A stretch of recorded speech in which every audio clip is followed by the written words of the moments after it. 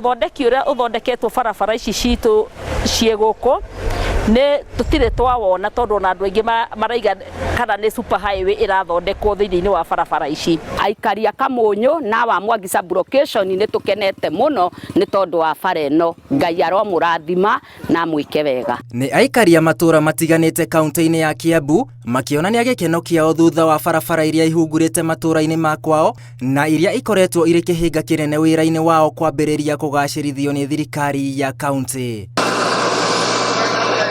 Thirikari ya kaunti ya Kiambu itanyite gwaka oro hamwe na kugacirithia makiria ma kilomita 1000 cia barabara cia matura kaunti-ini iyo ona thengia wa gucerithirio gwa kigina kiria ibatie kwamukira kuma kuri thirikari nene ya kugacirithia barabara.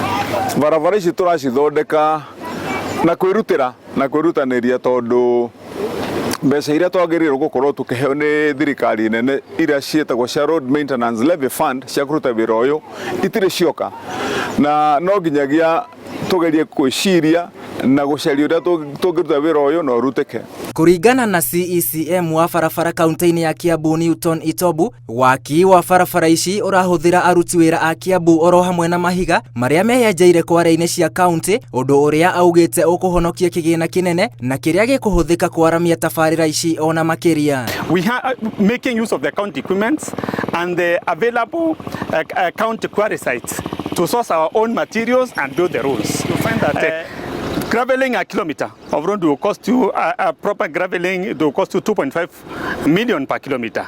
So you find that with the bulk of over 3,000 kilometers, graveling at that cost, it is quite expensive, considering that you also need have the aspect of drainages that require to be put in place.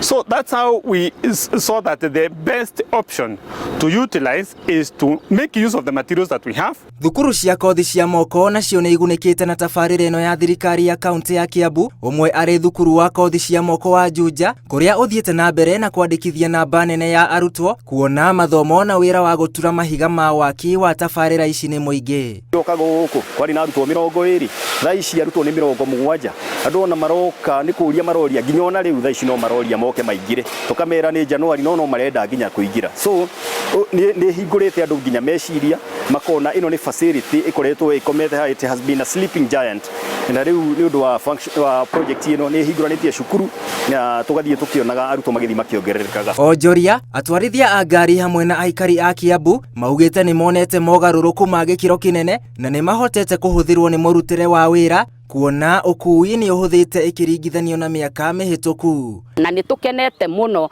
ni tondu wa kuririkanwo mahinda maya tukuga ni twanjiriria riu kugia na mwihoko ati wira ni urarutika.